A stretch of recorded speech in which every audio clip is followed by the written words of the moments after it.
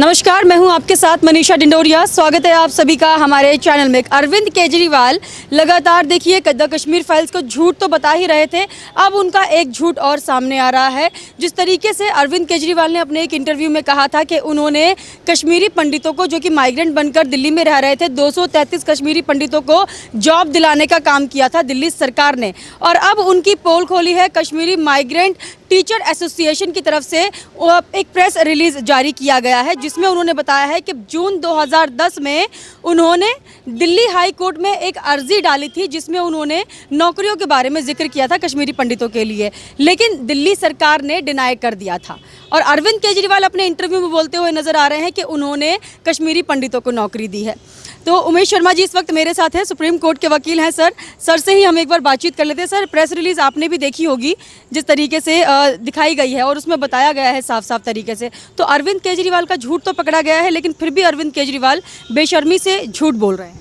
हाँ, ये झूठ ऑन रिकॉर्ड उनका पकड़ा गया है। पूरी बात जो रिकॉर्ड्स पे है वो मैं बता दूं, सबको समझ में आना चाहिए, क्योंकि ये रिकॉर्ड की बात है। ये मैंने कहा, आपने कहा, ऐसा नहीं है। 2010 में कश्मीरी माइग्रेंट टीचर्स ने रिट पिटीशन लगाई थी दिल्ली हाई कोर्ट में, ये बोलते हुए कि हम कई सालों से यहाँ काम कर रहे हैं, हमको रेगुलराइज किया जाए। वो पिटीशन चलती रही। 2015 में सिंगल जज जिनको बोलते हैं, एक जज ने ऑर्डर किया कि इनको रेगुलराइज किया जाए। तो दिल्ली सरकार वहाँ नहीं रुकी। दिल्ली सरकार ने उस ऑर्डर को, सिंगल जज के ऑर्डर को चुनौती दी डिवीज़न बेंच में 2 जजों के सामने। 2 जजों ने उसको रिजेक्ट कर दिया कि नहीं, जो सिंगल जज ने कहा है आपको इनको रेगुलराइज करना है तो करना है, इनका आप एक्सप्लॉयटेशन कर रहे हैं, जो ये सर्कमस्टांसेस हैं। वो ऑर्डर है, सब कुछ है, आप नेट पे कोई भी जाकर ढूंढ के पढ़ सकता है। उसके बाद वहाँ भी नहीं रुके ये। उसके बाद जब डिवीज़न बेंच ने मना कर दिया तो इन्होंने बोला कि हमें समय दीजिए, हम देख रहे हैं। फिर इन्होंने रिव्यू लगाया। फिर डिवीज़न बेंच ने बोला कि अब आपके पास कोई चारा नहीं है, कंटेम्प्ट बनती है आपके ऊपर, आप इनको रेगुलराइज करो। वो वहाँ भी नहीं रुके। उसके बाद वो सुप्रीम कोर्ट आए 2018 में। नहीं, डिवीज़न बेंच 18 में हुआ, फिर 2019 में वो सुप्रीम कोर्ट आए, अक्टूबर 18 में आया, सॉरी। उसके बाद वो 2018 में सुप्रीम कोर्ट आए। सुप्रीम कोर्ट ने उनकी पिटीशन को वहीं के वहीं डिसमिस कर दिया और बोला कि हम इसके बीच में बिल्कुल कुछ नहीं बोलेंगे। आप, उसका मतलब ये निकला कि आप जाकर वहाँ रेगुलराइज कीजिए उनको। तब जाकर 2019 में उन सबको रेगुलराइज किया गया है। अगर केजरीवाल कहते हैं कि मैंने रेगुलराइज किया तो वो रिकॉर्ड पे झूठ बोल रहे हैं और ये कंटेम्प्ट है कोर्ट की। इनके खिलाफ अवमानना का केस भी चलना चाहिए। ये एकदम सरासर झूठ बोल रहे हैं, दिन का रात बना रहे हैं और शोभा नहीं देता कि एक मुख्यमंत्री इस तरह से रिकॉर्ड की बातों को झूठ बोले। अरविंद केजरीवाल अभी क्यों सामने से आकर ये झूठ बता रहे हैं कि 233 कश्मीरी पंडितों को उन्होंने नौकरी देने का काम किया है, जहां तो वो विधानसभा में एक तरफ उनके ऊपर जो फिल्म बनी है उस पर हंसते हुए नजर आ रहे थे और पूरे ही वाक्य को झूठ बता रहे थे। ये उनकी मनोदशा और उनकी पॉलिसी को बताता है। उन्होंने किसी को नौकरी नहीं दी है। उनकी नौकरी उनके कानूनी अधिकार के तहत कोर्ट ने दिलाई है। उन्होंने, अरविंद केजरीवाल ने कोई एहसान नहीं किया है और सरासर झूठ बोल रहे हैं। और उन्होंने पूरी कोशिश की कि इनको रेगुलराइज न किया जाए। जो वो कह रहे हैं उसके बिल्कुल उल्टा उनका कंडक्ट रहा है। तो उन्होंने चाहा कि किसी तरह से रेगुलराइज ना हो। जब वो कोर्ट के सामने सारी पिटीशन दिल्ली सरकार की डिसमिस हो गई, वो सारे ऑर्डर हमारे पास हैं, आप देख सकते हैं, पढ़ सकते हैं, तब जाकर उन्होंने उनको रेगुलराइज किया। और ऐसा झूठ वो कई बार बोल चुके हैं पहले भी। चूँकि वो बातें रिकॉर्ड पे नहीं होती तो पकड़े नहीं जाते हैं या बाद में पकड़े जाते हैं। पर इस प्रेस रिलीज़ ने इनकी पोल खोल दी है। इनको आगे आकर माफ़ी मांगना चाहिए। और विधानसभा में जो वो हंस के मजाक उड़ा रहे थे, वो भी दिखाता है कि वो किस मेंटलिटी के हैं। वो क्या चाहते हैं कि हमारे ही देश के लोग विस्थापित रहें और उन पे कुछ भी अच्छा हो तो वो हंस के उनका मजाक उड़ाएं। ये उनकी मेंटलिटी, उनकी जो छुपी हुई जो इंटेंशंस है, जो जनता को मूर्ख बनाने की आदत है, वो दिखाता है। वो सारी पोल इनकी खुल गई है। अब ज़रूरत है कि दिल्ली की जनता और भारत की जनता इसको देखे, समझे कि ये कैसा आदमी है और क्या क्या बातें बोल रहा है। जी सर, हमारे दर्शक ये भी जानना चाहेंगे आपसे, जिस तरीके से एक तो विधानसभा में वो हंसे कश्मीरी पंडितों पर और नरसंहार को झूठ बताया, और दूसरी तरफ उन्होंने ये झूठ बोला कि उन्होंने 233 कश्मीरी पंडितों को नौकरी दी है। अब वो कश्मीरी पंडित कैसे इनके खिलाफ एक्शन ले सकते हैं कानूनी तरीके से, क्योंकि ये उनके ऊपर एक तरीके से उन्होंने गलत दिखाने की कोशिश की है। जी, ये मेरा पूरा विश्वास है कि जो भी कश्मीरी पंडित, जो भी टीचर्स हैं, उन्होंने कानूनी लड़ाई लड़ के ली है, तो वो बहुत मजबूत होंगे और कानूनी रूप से सक्षम भी होंगे। और मैं आह्वान भी करता हूं कि उनको आगे आना चाहिए। इनके खिलाफ ऑन रिकॉर्ड झूठ बोलने का मुकदमा चलाया जाना चाहिए। आईपीसी में बहुत सारी धाराएं हैं और राजनीतिक रूप से इनकी जितनी भर्त्सना सब लोग कर सकें वो करनी चाहिए।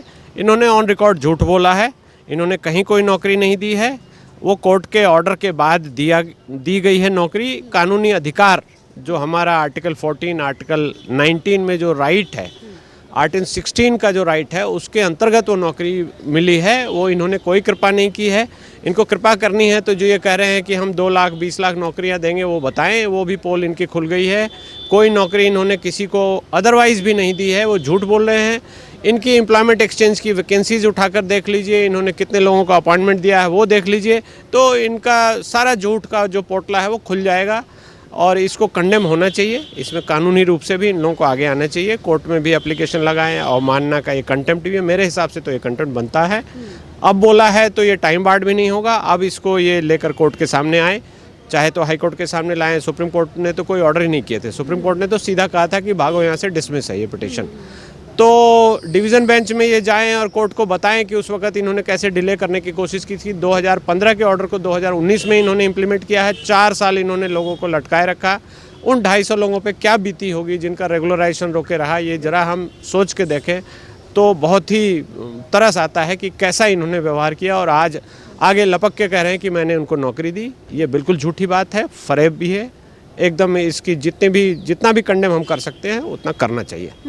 अच्छा, डायरेक्टर पर आरोप लगाए थे विवेक अग्निहोत्री पे कि एक झूठी फिल्म बनाई है, बीजेपी झूठी फिल्म का प्रचार कर रही है। प्रधानमंत्री नरेंद्र मोदी के लिए भी अपशब्द यूज़ किए थे कि प्रधानमंत्री विवेक अग्निहोत्री के चरणों में पड़े हुए हैं और विवेक अग्निहोत्री ने उन्हें काम दिया है पोस्टर चिपकाने का। इस पर क्या हो सकता है सर, क्या बोलेंगे इस पर? देखिए, ये तो उनकी जो घटिया मेंटलिटी है वो दिखा रही है ये चीज़ें। वो कुछ भी बोलें, बकवास कर रहे हैं। उस बकवास को जनता जानती है कि कितना झूठ बोल रहे हैं।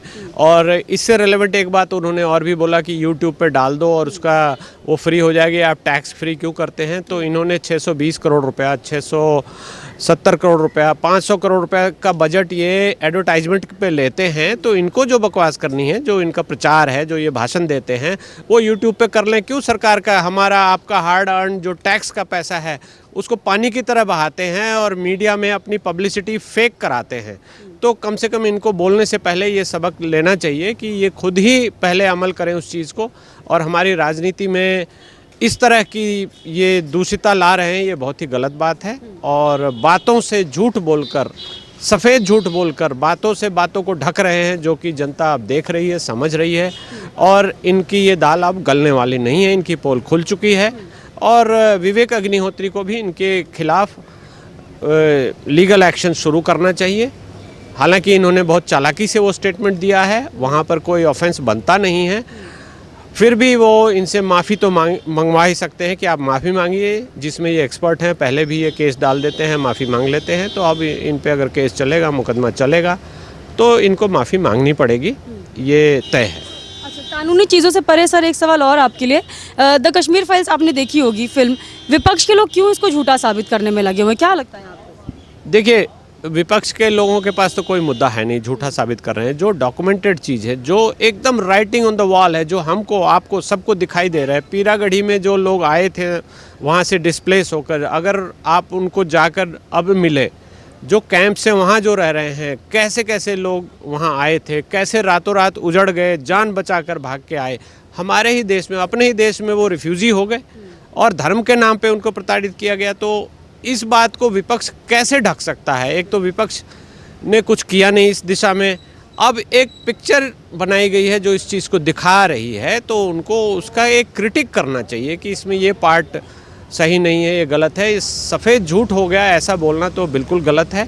और उनको तकलीफ़, जायज़ है कि तकलीफ़ होगी, क्योंकि उनकी नाकामियों और उनके जो कारनामे हैं उनको देखा गया है। और किस तरह से उन्होंने फ़ारूक अब्दुल्ला को सपोर्ट किए रखा और फ़ारूक अब्दुल्ला ने दूसरी तरफ आतंकवादियों को सपोर्ट किए रखा, ये सबके सामने आ गया है।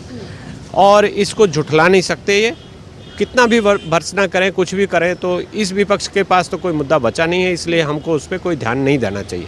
दिल्ली के एक स्कूल का नाम एक कश्मीरी पंडित पर रखा गया है। अरविंद केजरीवाल उसका भी श्रेय अपनी तरफ ले रहे हैं, ताकि क्योंकि एमसीडी तो अब केंद्र में आ गई है, तो ये श्रेय अरविंद केजरीवाल क्यों ले रहे हैं? इतने सालों से क्यों नहीं किया था कश्मीरी पंडित पर एक स्कूल का नाम? हाँ, ये तो उनकी झूठ की राजनीति है, अपॉर्चुनिस्ट हैं, वो हमेशा ऐसी चीज़ें करते रहते हैं। दिल्ली के लोग जानते हैं कि जो फ्लाईओवर सेंट्रल गवर्नमेंट ने बनाया उसको जाके इनॉग्रेट कर देते हैं। जो एमसीडी ने नाम रखा कश्मीरी पंडित के ऊपर, उसका क्रेडिट ये खुद ले लेते हैं। और जब एमसीडी के टीचर्स को या स्वीपर्स को या सफाई कर्मचारी को और जो लोगों को सैलरी देने की बात आती है, जो पैसा दिल्ली सरकार को इनको अपॉर्शन करना चाहिए, वो तो ये देते नहीं हैं।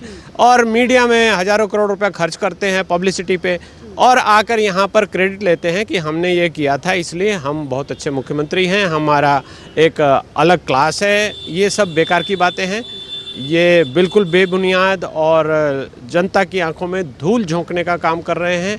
इसलिए इनको तो जितना भी एक्सपोज किया जा सके होना चाहिए। बहुत बहुत धन्यवाद आपका सर। ये थे हमारे साथ उमेश शर्मा जी। इन्होंने हमें बताया अरविंद केजरीवाल जितना भी झूठ बोलने की कोशिश कर रहे हैं उनके ऊपर तमाम केसेस लगाए जा सकते हैं और मानहानि का भी केस उन पर जा सकता है, क्योंकि कश्मीरी पंडितों का अपमान किया है, फिल्म का अपमान किया है, विवेक अग्निहोत्री डायरेक्टर का अपमान किया जिन्होंने सच दिखाने की कोशिश की है। बीजेपी पर लगातार आरोप भी बन रहे हैं अरविंद केजरीवाल अपने झूठ को छुपाने के लिए। तो ये सभी चीज़ों का इन्होंने एक ही आंसर दिया है कि अरविंद केजरीवाल जो झूठ की राजनीति करना चाहते हैं और पूरी आम आदमी पार्टी इसमें विलुप्त हो चुकी है। इन पर कई तरीके के केस डाले जा सकते हैं अगर कोई इनसे अवेयर हो तो। आप हमें कमेंट करके जरूर बताइएगा आपका इस पर क्या कहना है। हमारे साथ ऐसे ही बने रहिए। धन्यवाद।